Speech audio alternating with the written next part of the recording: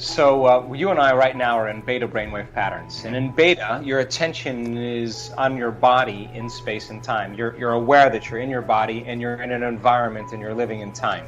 And the function of the brain is to create meaning and to create coherence between what's going on in our outer world and what's going on in our inner world. We're trying to make sense of that. And so what plugs us into our environment are our senses. When we're seeing, when we're hearing, smelling, tasting, feeling, all that information is allowing us to access this three-dimensional world. If you didn't have any of your senses, you couldn't experience the 3D world. So in a sense then, when you're paying attention to your outer environment in your body, your brainwaves are in what's called beta brainwaves because it's got a lot of information to organize.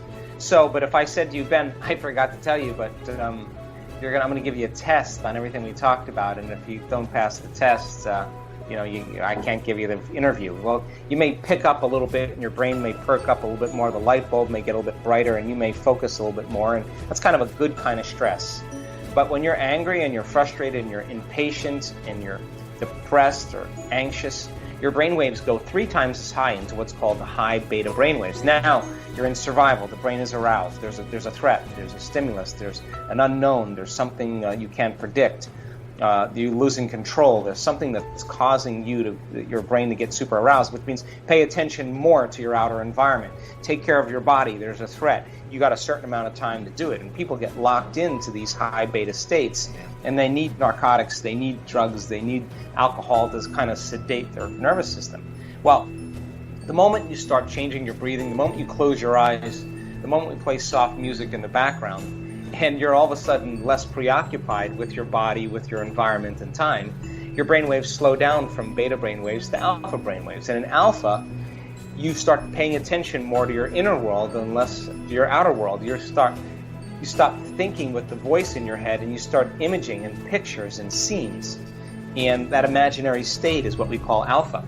If your body starts to fall asleep and your mind is awake, that's called theta. That's a perfect hypnagogic state where you're very suggestible.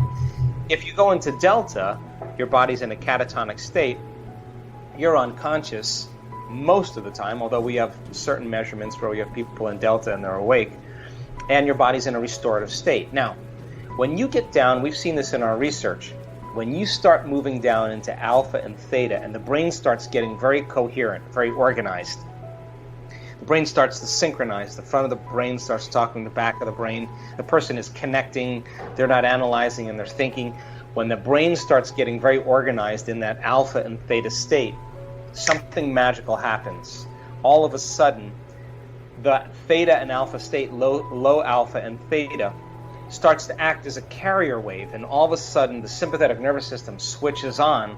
And all of a sudden, energy from the body starts being released up into the brain. And the brain gets highly aroused, and they go into what's called gamma brainwave patterns. Now the arousal is not coming from the lion in the Serengeti or the coworker that's pissing you off. It's coming from your body's energy, and it's being released back up into the brain, and a gate at the brainstem opens up called the thalamic gate. And the sympathetic nervous system drives this energy right up to the limbic brain, and then right up into the neocortex, and now the person is in that super aware or super conscious state.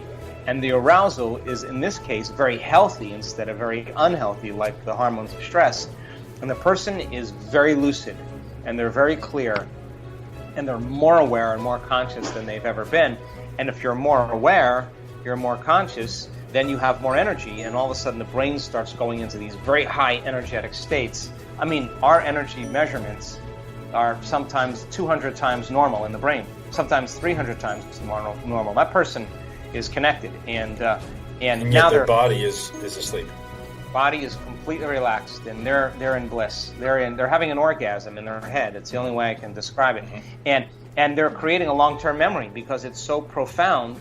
And the gate opens up, and all of a sudden, now they're completely connected. And all of a sudden, ching, ching, ching, we start seeing their brain just downloading data. It's incredible. And we can now predict it. We can say, oh, watch it, he's going to pop.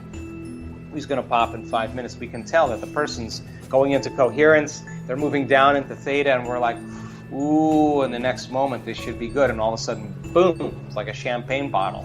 and all of a sudden they go right into that high gamma state, and they're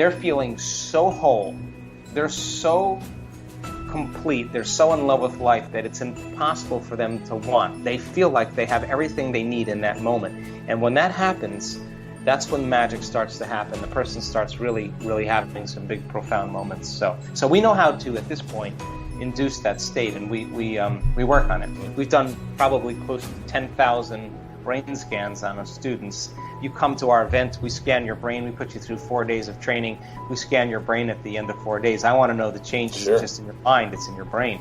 We've studied people during the meditative process when we're measuring what they're doing inside of their head and when they're getting close and when they're not.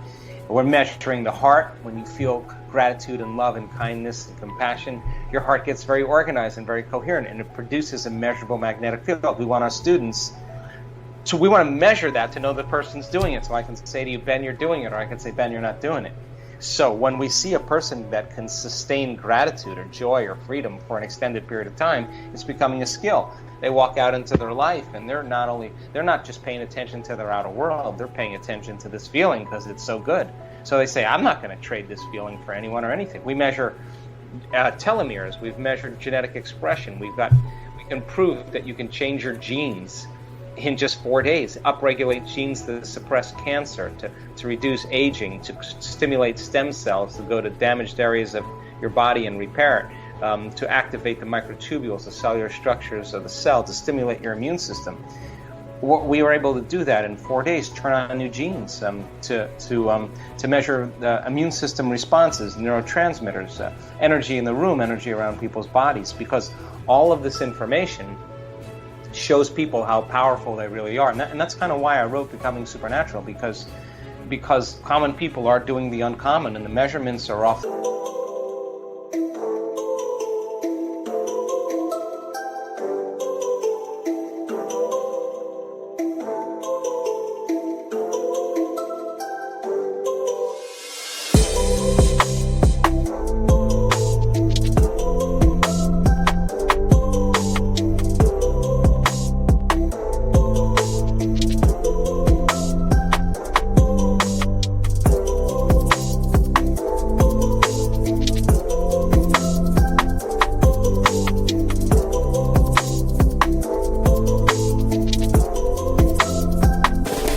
Chart, and everybody's starting to figure this out, and now people are becoming less reliant on things outside of them and more trusting of the resources that they have within them. We measure telomeres, and telomeres are the little shoestrings on the end of your DNA that when a cell replicates, they shorten. And when people are under psychological or emotional stress or any kind of stress, those telomeres tend to shorten a little faster. And so my theory is, why not reverse it? Let's see if we can elongate them. So we have the data coming in this week, and gosh darn it, if those telomeres lengthen to any degree, 10% means the person got 10% of their life back in 4 days.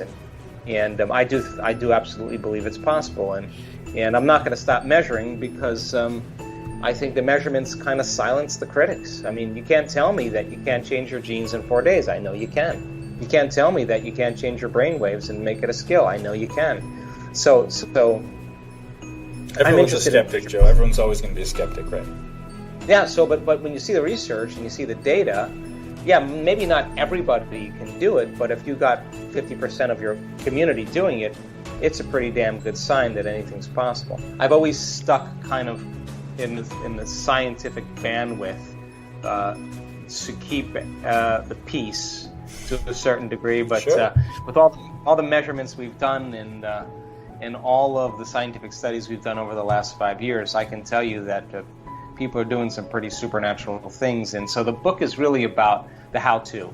Every single chapter, there's quite a bit of content, but we are giving people meditations in every chapter to practice just about their understanding how to induce the mystical experience, their understanding a specific breath to create gamma brainwave patterns. They're learning about heart coherence. They're learning about a walking meditation, and they're learning different ways to come at it so that they can begin to express a greater degree of themselves. And the measurements that we show in the book are absolutely supernatural. So it kind of validates this idea that we're more powerful and unlimited than we've really thought all along. Look, I mean, it's really simple. I don't have a problem with you putting your attention on your body. I think you should. I think you should really take care of your temple and make sure that you treat it really well. But there's a time when you have to get beyond it. And if you can't get beyond it, then that's your identity. So I think that people come to this work for many different reasons. People come for health conditions or diseases. People come because they want a new life. People come because they want answers. But I don't really care what a person comes for, because ultimately when they start connecting, their values change, and they start feeling differently, and they change, and they still have a great body, and they still have a healthy body, but in addition to that, they have a healthy mind. So I think really a great start for people is to wake up in the morning and ask themselves a simple question: what is the greatest ideal of myself that I can be today? What is the greatest expression of myself?